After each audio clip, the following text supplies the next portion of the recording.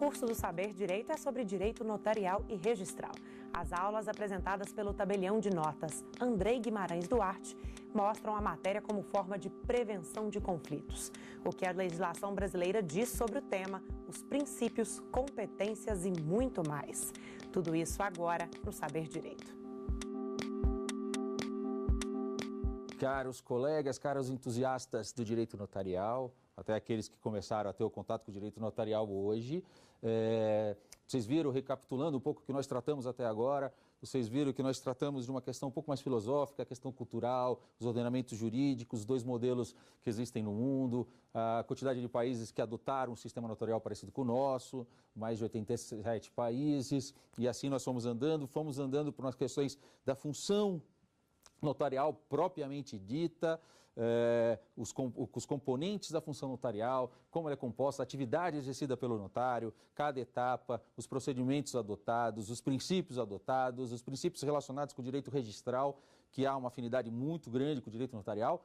E aí chegamos o quê? Chegamos na análise do arcabouço legal que dá a formatação da prestação do serviço extrajudicial no Brasil.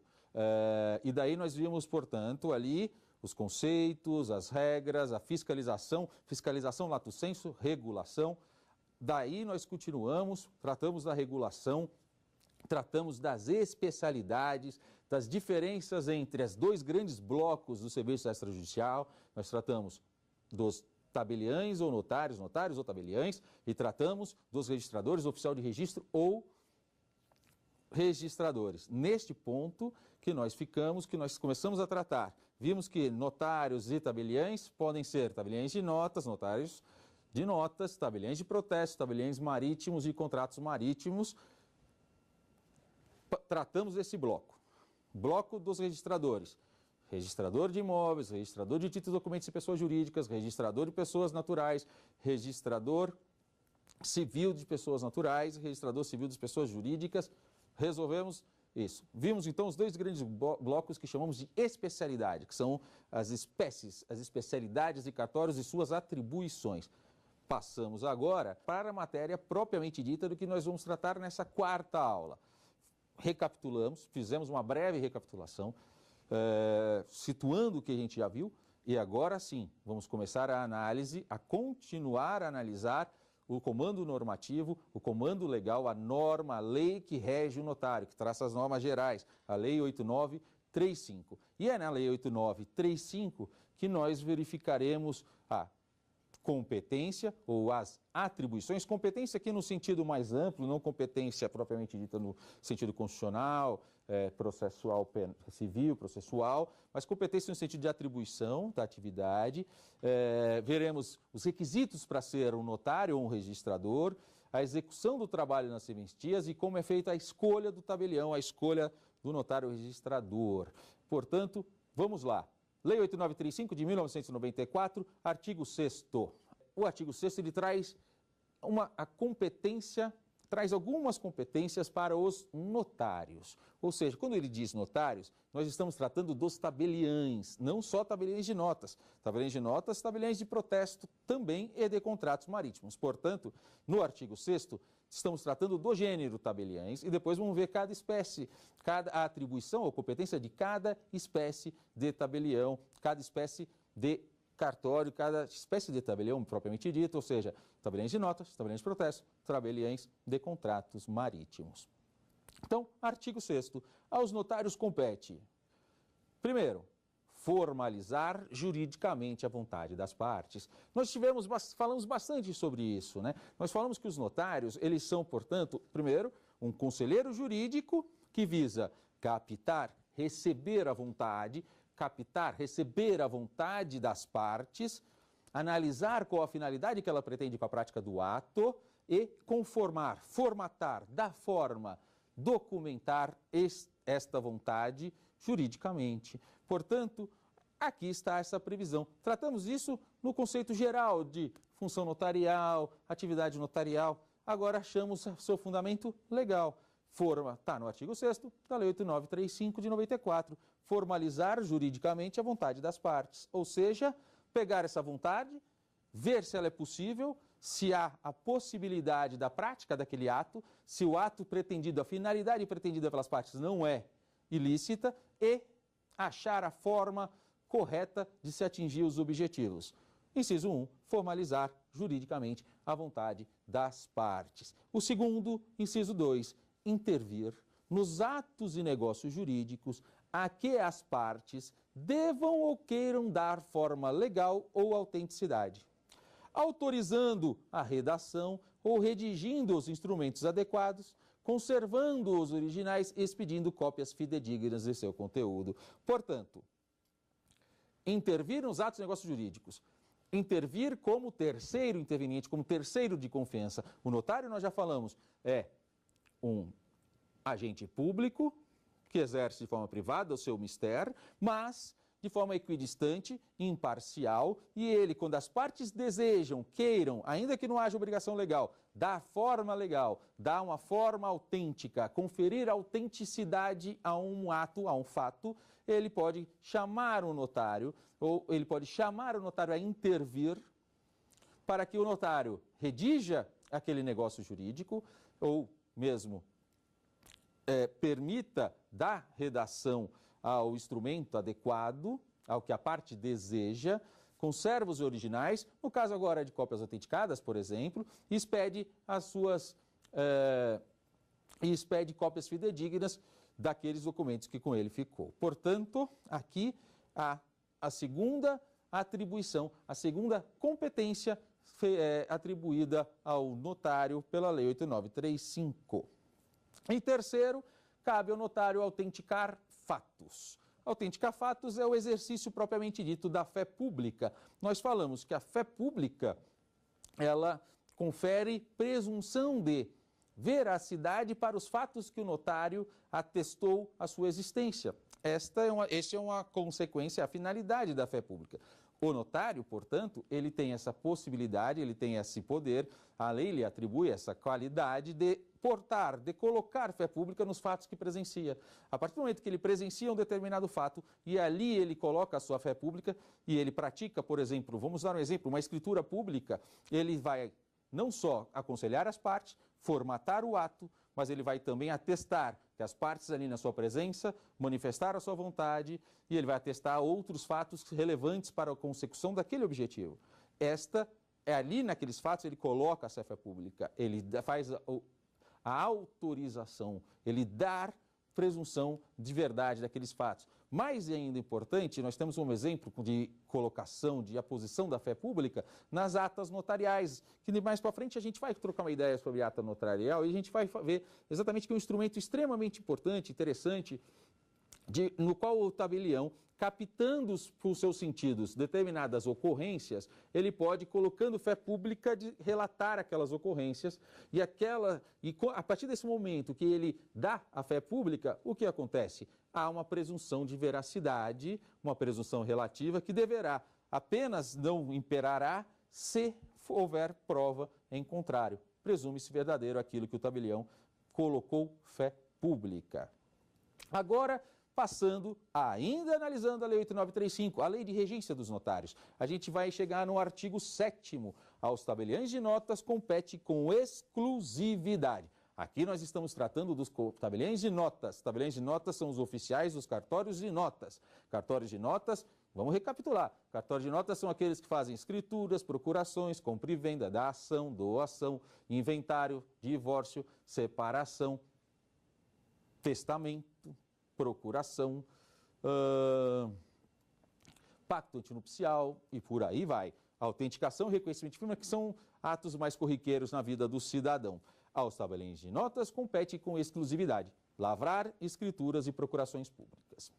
Lavrar escrituras. Escritura é o centro da atividade notarial. As escrituras, elas podem ter diversos objetos. A escritura é uma formalização mais solene, né? Mais solene, de diversos conteúdos, que pode ter diversos conteúdos. A escritura pode ser, por exemplo, uma escritura de compra e venda, a escritura pode ser uma escritura de doação, a escritura pode ser uma escritura de alienação fiduciária, a escritura pode ser uma escritura meramente de declaração. Declaro que X é dependente economicamente de A. a escritura pode ser uma escritura de divórcio, a escritura pode ser uma escritura de inventário. Portanto, a escritura é a forma especial, solene, que a lei atribui ao notário e a lei exige para determinados atos, por serem considerados socialmente mais importantes, moralmente mais importantes ou economicamente mais importantes, e para aí exige aquela forma especial que a gente conversou nas aulas anteriores. O que é a forma especial? É uma necessidade de dar mais certeza, mais segurança, de prevenir litígios e fazer com que as partes reflitam naquilo que elas estão praticando. Procurações, como os colegas sabem, estão todos estudiosos de direito, procuração é um instrumento do mandato, procuração é o ato pelo qual um contrato, o ato pelo qual alguém outorga poderes para outro exercer ou praticar determinada atividade, determinado ato, determinada conduta em seu nome. A procuração, em determinadas hipóteses, a lei exige que a procuração seja pública, em especial se para o ato final da procuração também for exigida escritura pública. Portanto, compete exclusivamente aos notários, aos tabeliões de notas compete exclusivamente lavrar escrituras e procurações públicas. Lavrar escrituras e procurações públicas. 2. Lavrar testamento público e aprovar os testamentos cerrados. O testamento talvez, junto com o casamento, é o ato mais solene do direito brasileiro. Tá? Por que ele é tão solene, professor? Me explique. Simples, porque o testamento, ele prevê a possibilidade da vontade da pessoa fazer efeito após a sua morte. Então, o testamento, ele é extremamente importante e ele é cercado de requisitos onde a pessoa demonstra para aquela pessoa que garanta que aquela vontade daquela pessoa seja efetivamente a vontade dela quando ela vier a falecer. Por que isso, professor? Porque ela não vai estar mais aqui para explicar, ela não vai estar mais aqui para dirimir dúvidas. Então, o testamento é cercado de solenidades nas quais se preserva a vontade máxima do testador para que aquela vontade tenha ampla segurança e possa produzir os efeitos finais, aqueles efeitos que o testador desejou. Então, o testamento público é um ato da competência do notário. É um ato da competência do notário. Sabemos, portanto, que o testamento pode ser público, privado, público, particular, cerrado, e tem os testamentos especiais. O testamento público é uma forma de testamento que é de atribuição do notário. Portanto, para a validade do testamento público deve ser feito através de um ato praticado no cartório de notas. Isso é bem interessante. Então, compete exclusivamente ao notário a lavratura do testamento público. Mas compete também ao notário a aprovação do testamento cerrado. O testamento cerrado é extremamente interessante para quem não conhece. Talvez uma das formas mais antigas de testamento e uma das formas com uma solenidade mais curiosas, porque ela tem uma reminiscência histórica mesmo. O testamento cerrado é aquele que a pessoa vai até um cartório e lá ela apresenta suas últimas vontades. Como ela quer partilhar os bens, se ela reconhece um filho, onde ela quer ser enterrada, e pronto. Aquela formalidade, aquele documento, aquele escrito diretamente pelo próprio testador, ele é levado ao tabelião e o tabelião confere que aquele documento é a manifestação de vontade da pessoa que está testando. Ele verifica que aquela manifestação de vontade é propriamente daquela pessoa que está lá levando para ele. E ele aprova. E a partir do que ele aprova, ele cerra esse testador. Esse testamento, ele é colocado no envelope, é costurada.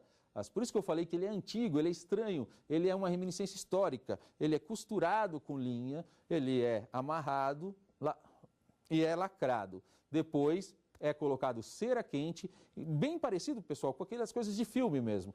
Coloca cera quente e é marcada o símbolo do tabelião que fez, que cerrou, que fechou. É um testamento que não é muito utilizado. A grande maioria dos testamentos são feitos de forma particular, diretamente pela parte ou pública em cartório. O público tem diversas vantagens, que propriamente ele é mais seguro, tem a participação do tabelião, que pode dirimir dúvidas, aconselhar, e ele, principalmente, ele ele fica guardado no cartório, ele fica lá no cartório, ele é mantido em cartório por um prazo indefinido, ou seja, ele há essa proteção, essa guarda. Já o testamento cerrado, ele volta para a pessoa, ninguém sabe o que tem dentro dele, esta é uma vantagem dele, ele é místico, ele é sigiloso, ninguém sabe o que está lá dentro dele, só quando vai romper o lacre. Mas ele tem vários perigos, ele pode ser perdido, ele pode ter o lacre rompido acidentalmente e aí ele não tem mais validade. Portanto, nas atribuições do notário, nas atribuições previstas no artigo 7º da Lei 8.935, nós estamos falando do testamento, da lavrar o testamento público e aprovar o cerrado, aqueles que foram feitos pelas partes. Acho que agora nós chegamos na primeira questão que foi apresentada por nossos colegas. Vamos vê-la. Qual a diferença entre concurso para provimento e concurso para remoção? Essa pergunta é interessante porque ela vai conseguir dirimir algumas dúvidas que as pessoas têm com relação ao concurso público para cartório. O concurso de provimento é o primeiro ingresso daquele que pleiteia se tornar delegação, se tornar tabelião ou registrador. E o concurso de remoção é um concurso para aqueles que já possuem 2 anos de atividade e eles podem, assim, prestando novamente o concurso, que na sua estrutura é igual ao concurso de provimento, mesmas fases, mesmas questões, mesmas regras, mas são elaboradas listas diversas e ele pode prestar, portanto, para mudar de cartório. Portanto, não há a mudança automática como uma carreira, ou seja, o tabelião ou o oficial de registro, ele não vai mudando de carreira normalmente, ou seja, ele não tem uma evolução de carreira, porque não há uma carreira. Você recebe a delegação para uma determinada serventia, para exercer a função em um determinado lugar. O concurso, para que você mude esse lugar, para que você altere essa sua delegação, você necessita prestar novamente concurso. A lei determina que 2/3 das vagas dos cartórios vagos sejam destinados para provimento, critério estabelecido por ordem cronológica, não há escolha de cartório, e 1/3 é reservado para aqueles que querem trocar de cartório. Esta diferença é a principal diferença. A prova em si é a mesma prova, com mesmas etapas, com o mesmo grau de dificuldade, mas eles disputam, quem faz o concurso de remoção vai disputar com aqueles que também estão prestando o concurso de remoção. Mas daqui a pouco a gente vai entrar no artigo que prevê isso na Lei 8.935 e a gente consegue estabelecer mais algumas diferenças para que você colega que perguntou e mais os outros que também se interessaram pela mesma questão. Vamos continuando agora, continuando com a competência atribuída aos notários. Já falamos agora, portanto, da lavratura de escrituras públicas e procurações, lavratura de testamentos e aprovação do cerrado, lavratura de atas notariais. Ata notarial é um ato extremamente relevante, muito utilizado em outros países como Espanha, França e Argentina. Mas, no Brasil, ela está ganhando relevância, por 2 motivos, principalmente. Primeiro, porque ela foi incluída no Código de Processo Civil. A ata notarial agora é um dos meios de provas, lá na parte de provas do Código de Processo Civil. E também porque as situações digitais, as relações de internet têm dado valor à ata notarial. Explico o que é a ata notarial. A ata notarial, caros amigos, é um ato pelo qual o tabelião relata o que ele presencia com seus sentidos. Quando eu falo tabelião, mais para frente a gente vai ver que o tabelião pode prestar o seu serviço diretamente, mas através de prepostos. Ou seja, quando eu falo tabelião, estou falando do tabelião ou dos seus prepostos. Aqui a ata notarial, então, você tem, por exemplo para ficar simples, você tem uma determinada reunião onde você sabe que tem uma potencialidade, um potencial de litígio muito grande, que vai ter uma discussão muito grande e ali pode haver desavenças e as pessoas podem discordar do que foi decidido. Você pode chamar um tabelião que comparecerá a essa reunião e relatará tudo o que ele vê. Ele relata de forma passiva. Não adianta você pedir, coloca isso, tira isso, bota aquilo, coloca aquilo. Não, tudo que acontecer a seu favor ou contra você vai estar relatado com fé pública. Por que com fé pública? Porque ele vai declarar que aquilo ocorreu e isso presume-se verdade porque foi feito pelo tabelião. A ata notarial serve para isso. E a ata notarial, portanto, é um excelente meio de prova. Tanto que foi incluída no Código de Processo Civil. Mas o interessante também é que a ata notarial, ela se adequou muito bem às questões de internet, às questões do mundo virtual. O mundo virtual, caros, é efêmero, né? As coisas acontecem, o cara faz um post xingando, o outro apaga no dia seguinte e ele não consegue fazer prova, ou então ele faz um print, mas aquele print não tem validade porque ele pode ser facilmente alterado, ele pode ter sido fruto de alguma alteração e não dá para comprovar tecnicamente aquela existência daquele post, uma post no Facebook, post numa rede social qualquer, num site. No direito do consumidor, um post, por exemplo, de uma oferta pública de preço, de uma oferta pública de determinado bem para ser vendido, e no final aquele preço não foi mantido. Ou seja, você pode comprovar que aquela oferta existiu. Assim, a ata notarial, ela veio de encontro a esta necessidade de fixar o que eu vi no mundo virtual, tendo em vista que o mundo virtual é fluido, ele é efêmero, o que está lá de repente não está mais, e aí ele faz prova daquilo que está lá. Hoje nós vemos a ata notarial muito utilizada para que a gente, tratando, por exemplo, de ofensas à internet, de bullying, de ofensas através de rede social como WhatsApp, como meios de comunicação virtual. Então, ela ganhou muito força por causa disso, e tanto que foi inserida nos atos, nos meios de provas previstos no Código de Processo Civil. Continuando, inciso 4º, compete ao tabelião reconhecer firmas. Reconhecer firmas, ela o ato pelo qual o tabelião verifica que aquela assinatura pertence à pessoa indicada. Nós falamos há pouco tempo, nas aulas anteriores, do princípio da tecnicidade, que há elementos técnicos na atividade do notário.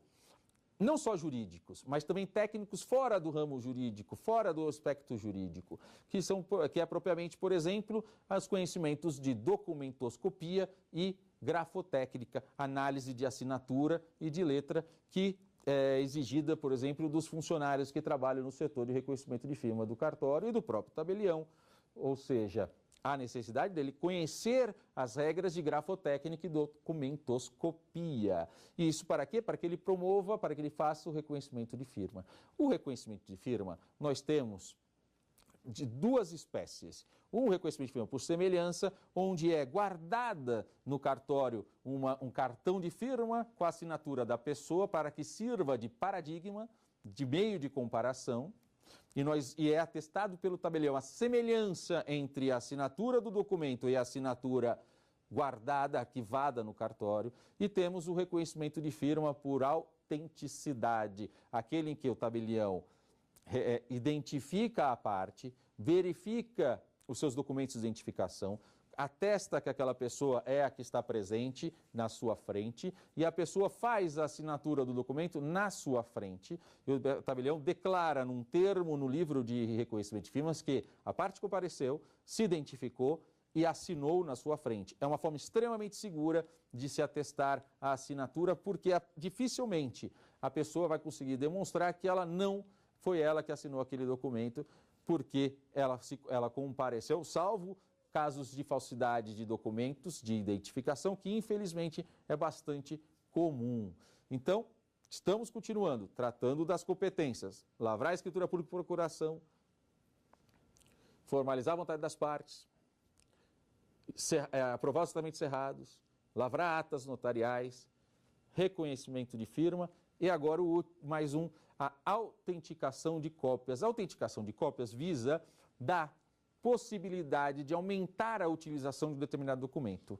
Quando você tem um determinado documento e você deve levá-lo a um destinatário, muitas vezes aquele documento necessitaria produzir mais efeitos ou pelo menos ser apresentado a outras pessoas e você não teria essa possibilidade sem a possibilidade de autenticar cópias. Na autenticação de cópias, o tabelião ele vai analisar todos os elementos presentes no documento e bater, e analisar, comprovar e comparar com a cópia apresentada. Assim, ele vai verificar que aquele documento é exatamente o mesmo, é uma cópia exata do outro, e ele vai atestar com fé pública que esse procedimento foi feito. Esta cópia, muito embora seja um ato que as pessoas às vezes acham desnecessário, mas pense bem, esse documento no mundo físico, hoje em dia, ele não teria como ser reutilizado se não fosse autenticado. E aí, quando ele é autenticado, aquela cópia tem a mesma força do original para quase todos as suas finalidades, salvo algumas exceções legais que exigem a apresentação do original. Ok, pessoal? Continuando no artigo 7º, agora saindo dos seus incisos, caminhando pelo seu parágrafo, o parágrafo único, ele vai falar que o tabelião ele tem uma atribuição acessória também, que é a prática de atos necessários, diligências necessárias ou convenientes para praticar o ato principal. Portanto, o tabelião ele tem também a possibilidade de praticar atos preparatórios do ato final. Como assim, professor? Simples. Você vai fazer uma escritura, alguns documentos são exigidos, como comprovação do pagamento do imposto, a certidão de matrícula do imóvel para saber quem é o proprietário, para saber se ele pode vender e assim por diante. O tabelião pode fazer a busca desses documentos, ele pode preparar esses documentos para que no final ele pratique o seu ato. Então é uma atividade, uma atribuição ali acessória, preparatória. E a lei diz que também compete ao tabelião praticar esses atos, essas diligências necessárias ou convenientes à prática do ato notarial final. Ok? Ufa! Continuando. Lei 8935, de 1994, estamos tratando das competências, atribuições dos notários. O que mais, então, professor, ele pode praticar, ele pode fazer? Nós vimos aqui que o tabelião pode lavrar escrituras públicas, né? E a escritura pública ela é exigida para diversas hipóteses, exigida pela lei para algumas hipóteses em que o legislador considerou atos de maior importância e, portanto, devem ter maior cuidado, deve ter uma forma solene para que alcance o seu resultado com maior segurança jurídica e maior obrigatoriedade, levando a pessoa ao espontâneo cumprimento do direito ali previsto, do seu direito subjetivo. Mas ele pode também, o tabelião, lavrar atos para os quais não são exigidas a escritura pública, mas a parte ou a lei faculta a possibilidade de fazê-lo. Então, pessoal, talvez a gente deva abrir um pouco o nosso leque, parar de pensar na escritura pública como compra e venda de imóveis, como atos relacionados com imóveis. Não, a escritura pública pode ser feita para um contrato de locação, pode ser feita para um contrato social, pode ser feita por um contrato obrigacional. E, nesse caso, a grande maioria das leis estaduais que estabelecem os preços, os custos, os emolumentos, prevê até diminuição desse valor. No estado de São Paulo, se aquele ato que a pessoa, por exemplo, vá praticar, aquele ato não é obrigatório que seja feito por escritura pública, pode haver uma redução de 40% no preço, se tornando um valor mais compatível com aquele direito, com aquele conteúdo que está sendo tratado na escritura pública. Isso é bastante interessante, porque você vai trazer, e as pessoas deveriam pensar mais nisso, você vai trazer segurança da escritura pública para atos que talvez sejam tão relevantes, mas a lei não exige. Talvez seja tão relevante para você um contrato social do que muitas vezes uma compra e venda de imóvel, e talvez você traga a segurança da escritura pública com um notário como terceiro imparcial, equidistante das partes e conhecedor do direito, para auxiliá-lo na prática daquele contrato e assim fazê-lo por escritura pública. Pode ser feito também, por exemplo, contrato de locação, contratos de uma maneira em geral. Assim, é também atribuição do notário a lavratura de atos para os quais a lei faculta a forma pública. É também atribuição do notário expedir traslado, certidão, fotocópia. Por quê? Porque lembra que nós falamos do princípio da publicidade? O notário é regido, a atividade notarial, a função notarial é regida pelo princípio da publicidade. As partes devem ter acesso aos atos que lá são praticados nos cartórios de notas. E então, quando a parte desejar, ela pode buscar aquele ato, o conteúdo daquele ato, através de traslados e certidões e fotocópias. É também atribuição do notário abrir e encerrar livros.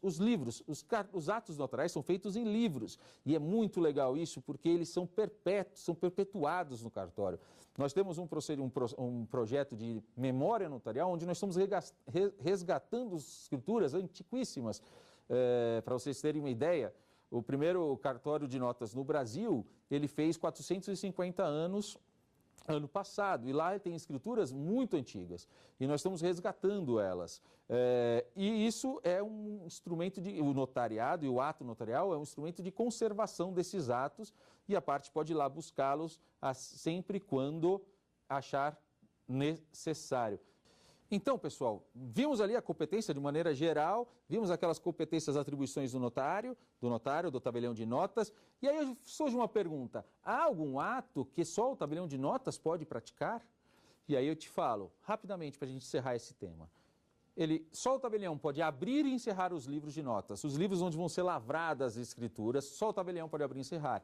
E também, só o tabelião ou o seu substituto principal do cartório, que é chamado substituto parágrafo 5º, porque ele é previsto no parágrafo 5º de um artigo da Lei 8935, podem fazer testamentos e aprovar os testamentos errados. São as duas exceções. De maneira geral, no cartório, os seus prepostos podem atuar em nome do tabelião. Agora, acho que chegou na hora de uma questão que vão trazer para a gente. Vamos lá. Qual a função de um escrevente substituto?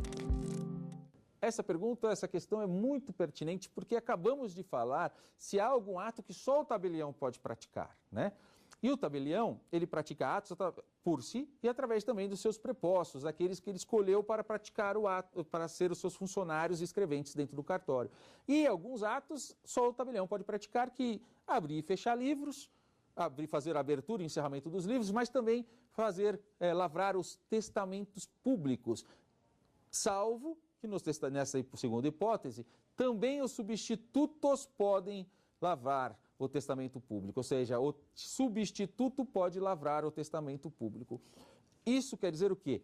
Que o substituto, aí chega na questão do nosso colega, o substituto, ele é aquele escolhido pelo tabelião, dentre os seus escreventes, para responder pela serventia, na ausência do tabelião ou na incompatibilidade do tabelião para a prática do ato.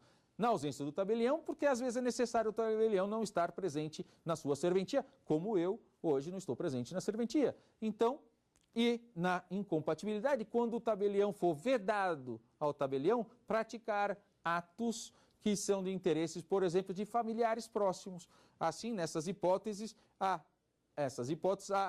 utilização prevista em lei da presença do substituto, aquele que o tabelião escolheu para ser, entre aspas, o seu braço direito, aquele que responderá pela serventia na ausência do tabelião ou na incompatibilidade.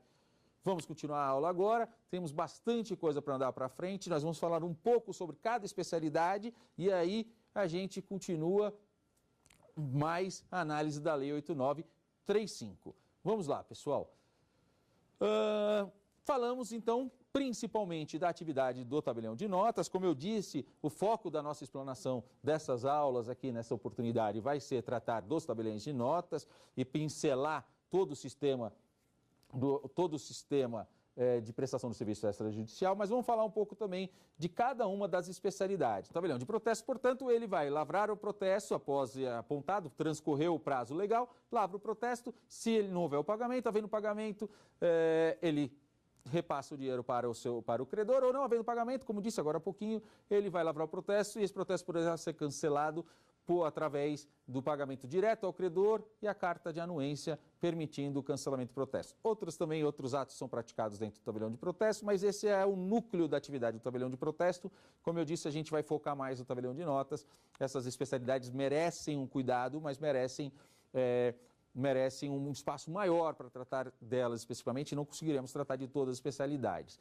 Continuando, depois do tabelião de protesto, nós temos o oficial de registro de imóveis, que tem como principal função o registro dos atos relativos aos negócios imobiliários. Compra e venda, doação, hipoteca, usufruto, ele recebe aqueles títulos, as escrituras, os instrumentos particulares, quando a lei permite, e ele analisa, faz a qualificação, vê se estão preenchidos os requisitos da lei e registra, fazendo com que aquele ato tenha oponibilidade a terceiros, tenha presunção de conhecimento erga omnes. Depois nós temos o oficial de registro de pessoas das pessoas naturais. Eles são, como já falamos agora há pouco, a serventia com maior conteúdo social. Ele tem como principal atribuição a prática de atos, por exemplo, de nascimento, casamento, conversão da união estável, em casamento, óbito, expede certidão, atos como transcrição de testamento, interdição, óbitos realizados no estrangeiro e aí por diante. Ou seja, é um relato, um histórico de toda a vida da pessoa, desde o seu nascimento até sua morte, e assim vai caminhando a ausência, a morte presumida, todos os atos relacionados com a pessoa, relacionados à personalidade. Continuando, vamos agora ver o oficial de registro civil das pessoas jurídicas. Como eu disse, as pessoas jurídicas não empresariais são levadas a registro no oficial de registro civil das pessoas jurídicas. As empresariais ficam a cargo das juntas comerciais. Lembra, houve a alteração do Código Civil, a gente falou isso lá atrás, essa alteração mudou o foco do direito, a classificação de atos comerciais ou não, mudou para atos, organização empresarial, e o oficial de registro das pessoas jurídicas tem essa função, registrar contratos, estatutos, atos constitutivos de associações, das sociedades, fundações, organizações religiosas, partidos políticos, para fins de adquirirem personalidade jurídica, para dar início à vida, entre aspas, das pessoas jurídicas. Devem ser registradas as alterações contratuais, estatutárias, as atas, os balanços, os livros contábeis e assim por diante, tudo relacionado à pessoa jurídica, tudo relacionado às sociedades, fundações e etc., com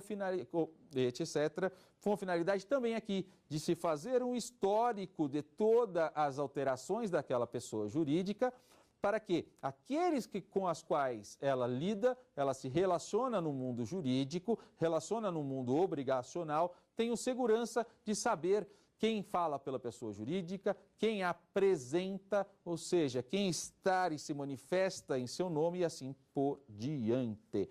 Temos também o oficial de registro de títulos e documentos. Registra, portanto, instrumentos particulares para a prova das obrigações. O registro de documentos tem diversas finalidades esparsas, como caução de título de crédito, penhor comum sobre bens móveis, dívida pública, registro da dívida pública federal, estadual, municipal, bolsa ou de bolsa ao portador e assim por diante, contrato de parceria agrícola, e ele é um cartório que tem uma finalidade, uma competência supletiva, residual, que ele é o depositário, por exemplo, de todo documento que a pessoa deseja conservar. Sempre quando a pessoa tem uma finalidade, olha, eu tenho esse contratinho, está guardado em casa e tenho medo de perder ou que ele se destrua, o que você faz? Leva o registro de títulos e documentos e ele faz o registro para conservação, para que ele fique como depositário daquele documento e o conserve lá dentro, fazendo isso em seu lugar e lhe permitindo ter mais segurança naquela obrigação que está ali representada naquele documento, para que você possa utilizá-lo quando for necessário. Ufa! Saímos, portanto, de toda a parte de competência, das atribuições, um pouquinho de cada especialidade, mais um pouquinho da parte da especialidade de notas, ou seja, do tabelião de notas, nós nos fixamos nelas, mas não conseguimos exaurir. O espaço não permite, é um mundo e esse mundo ali tem várias nuances que necessitam um pouquinho mais para a gente de aprofundamento, mas eu acho que nessa pincelada geral, nessa apresentação do que é o direito notarial e registral, do que são as atividades extrajudiciais para vocês, eu acho que eu consigo dar essa base geral para depois a gente esmiuçar em determinados pontos específicos, aquele que mais interessar a vocês, que vocês possam ter noção da existência e correr atrás das questões que mais lhe causaram interesse e curiosidade. Assim, passamos agora para os requisitos para ser um registrador, para ser um notário, ou seja, o que é requerido para que a pessoa possa receber a delegação, para que ela possa ser um delegatário de um serviço público extrajudicial. E nós vamos voltar, saímos da Lei 8.935 e vamos na nossa Constituição. O próprio artigo 236, o artigo que faz referência e traz ali a origem do notário e do registrador no nosso sistema jurídico, já fala que os serviços notariais de registro são exercidos em caráter privado por delegação do poder público. Parágrafo 3º. O ingresso na atividade notarial e de registro depende de concurso público de provas e títulos, não se permitindo que qualquer serventia fique vaga sem abertura de concurso de provimento ou de remoção por mais de 6 meses. Então, hoje, a partir da Constituição de 88, para que você ingresse na atividade notarial ou registral, para que você exerça um serviço público por delegação, um serviço extrajudicial por delegação, é necessário que seja feito através de concurso público e, de outra forma, não poderia ser cá entre nós, caros colegas. É um serviço público e, ainda que exercido em caráter privado, você deve participar de um certame para que melhor seja escolhido aquele que se mostre apto a exercer essa atividade, que tenha conhecimentos técnicos averiguados no concurso público, técnicos jurídicos averiguados no concurso público, para que ele possa exercer aquela atividade. Portanto, no parágrafo 3º do artigo 236 da Constituição Federal, nós já prevemos aqui a exigência para a escolha, para eleger, para escolher o delegatário do serviço público, notário ou registrador, do concurso público de provas e títulos. Portanto, o concurso é composto por provas e é composto por títulos. Provas. Hoje em dia, o Conselho Nacional de Justiça já trouxe a linha mestra dos editais de concurso públicos para delegação de atividade extrajudicial. Ali são traçados, há poucas variáveis em cada estado, porque é uma resolução bastante exaustiva. E nós temos, então, hoje, como regra, um concurso público formado por 4 fases. A primeira, como já falei também agora nas aulas anteriores, a primeira com questões alternativas, segundo, com uma parte dissertativa, terceiro, com exame oral de análise, e quarto, com exame oral, e o quarto de títulos, e também de análise títulos e uma investigação psicossocial com entrevistas. Esse artigo, parágrafo 3º, também faz uma previsão, um estabelecimento, uma regra extremamente importante, que na vacância da titularidade, ou seja, tendo aquela serventia perdido o seu oficial, seja por aposentadoria, seja por morte, por invalidez, por perda da delegação, este cartório deve ter preenchida esta vaga em 6 meses. Portanto, em 6 meses deve ser realizado o concurso de provimento ou de remoção, o que até uma pergunta que respondemos agora há pouco, nós tratamos essa diferença e, portanto, em 6 meses deverá haver o preenchimento. Voltamos agora, então, saímos da Constituição, voltamos para a Lei 8.935 de 94, e nessa lei a gente vê no artigo 16. As vagas serão preenchidas alternadamente, 2/3 partes por concurso público de provas e títulos e 1/3 parte por meio de remoção mediante concurso de títulos. Aqui vai valer uma ressalva de uma decisão do STF, do Supremo Tribunal Federal. As vagas serão preenchidas 2/3 partes. Primeiro, então, 2/3 partes para quem vai prestar, está ingressando a primeira vez na atividade, provimento. 1/3 parte para quem já tem 2 anos de atividade e pode prestar remoção. Concurso de provas e títulos, como disse agora há pouco, para se escolher quem vai ser o delegatário. E, no caso da remoção, ainda que a Lei 8.935 fala em concurso de títulos, que seria só averiguar aquele rol de títulos como especialização, mestrado, tempo de serviços de auxílio como mesários, eleição e assim por diante, essa parte foi considerada inconstitucional porque o STF decidiu que não há um concurso só de títulos. Todos os concursos têm que existir provas. E assim, nós vemos aqui que 2/3 partes, provimento, 1/3 parte, remoção, concurso de provas e título para ambas, não se permitindo qualquer serventia notarial ou de registro fique vaga sem abertura do concurso por mais de 6 meses. dando, portanto, aqui, esmiuçando, explicando aquele dispositivo constitucional, parágrafo 3º do artigo 236 da Constituição Federal. Acho que agora nós vamos ter mais uma questão, a terceira questão nesse nosso bloco. Vamos a ela. Todo negócio jurídico que envolva direito real exige escritura pública? Não. Nem todo ato que envolva direito real necessita de escritura pública, é exigida a forma pública. Há exceções legais. Os atos, há autorização em leis esparsas, como por exemplo, sempre com o financiamento do SFH, os bancos podem fazer um instrumento público com força, um instrumento particular com força de escritura pública. Assim como também uma regra geral no artigo 108 do Código Civil, onde estabelece que imóveis com valor abaixo de 30 salários mínimos, também pode ser feita a escritura pode ser feita a negociação, pode ser feita aquela formalização do negócio entre as partes através de instrumento particular. Então, ou seja, a escritura pública é uma regra, mas há algumas exceções legais em leis esparsas e no artigo 108 do Código Civil. Legal? Vamos continuar, pessoal. Estamos tratando agora aqui, como nós vimos agora há pouco, da forma de ingresso na atividade, no que é exigido para ingressar na atividade, quais os requisitos a pessoa deve preencher, como é o concurso público. E agora, vamos lá.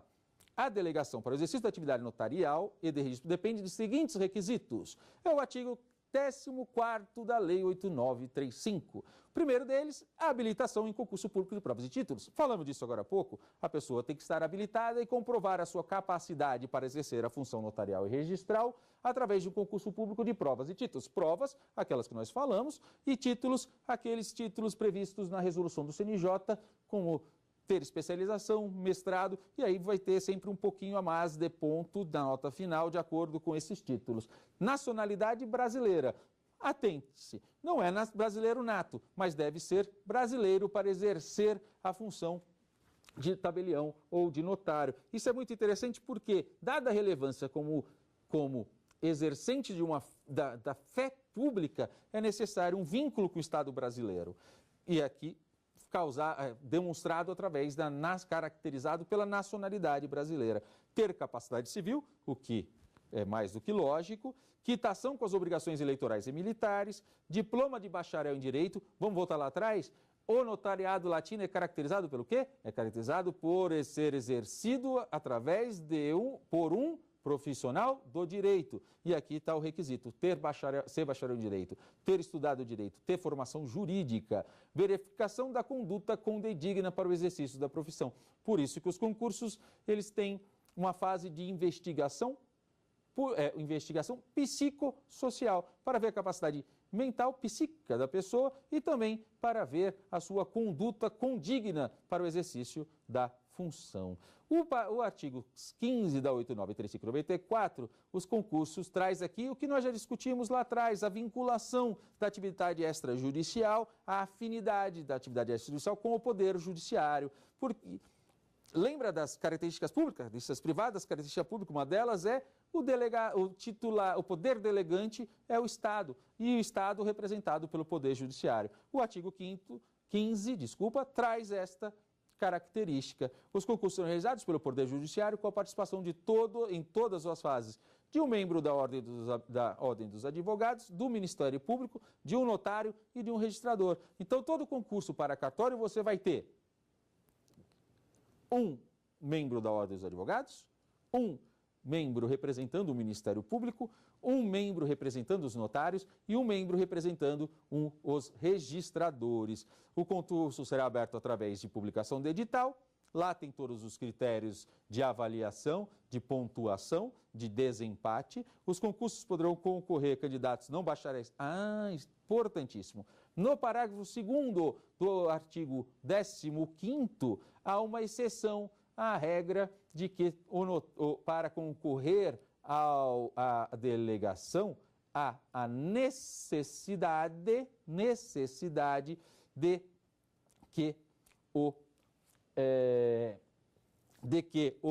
concursando, de que aquele que concorre precise ter formação jurídica. Essa regra é uma regra de transição. Durante muito tempo, a atividade notarial foi exercida, às vezes, diretamente por membros do Poder Judiciário, às vezes por pessoas que participaram de processo seletivo anterior ou por delegação direta do poder, sem concurso e assim por diante, e elas não tinham formação jurídica. E havia a necessidade de se permitir que essas pessoas que estão lá, pessoas que possuem essa experiência, pudessem também concorrer a uma vaga a uma das delegações notariais ou registrais. E para aproveitar esta experiência dessas pessoas, que muito embora às vezes elas não têm formação jurídica, mas são excelentes práticos e na prática aprenderam muito, é permitido, pelo parágrafo 2º do artigo 15º, que concorra também, participe do certame, pessoas com 10 anos de exercício em serviço notarial ou de registro. Essas pessoas demonstrando... O legislador foi sensível a tentar captar, a aproveitar a experiência destas pessoas. Ok? Vamos continuar. Já dissemos aqui lá para trás, e agora comprovamos no artigo 8º da Lei 8.935, que a escolha do tabelião é livre, que o tabelião de notas não pode praticar atos de ofício fora do seu município. Tratamos disso lá atrás já, né? Para o qual recebeu a delegação. Agora vamos falar o seguinte... da execução dos trabalhos na serventia. Como são prestados os trabalhos na serventia? Como o tabelião presta o seu serviço? Ele presta diretamente, sozinho, com ajuda? Vamos lá. O artigo 20. Os notários e os oficiais de registro poderão, para o desempenho de suas funções, contratar escreventes, prepostos, auxiliares. Esses prepostos, escreventes ou auxiliares, eles são contratados para auxiliar o tabelião no desenvolvimento de sua atribuição. Dentre estes, ele vai escolher substitutos, que têm determinadas autorizações específicas, e o substituto principal, que é do parágrafo 5º, que ele terá a possibilidade de responder, que será quem responderá pela serventia na ausência do tabelião ou na incompatibilidade do tabelião.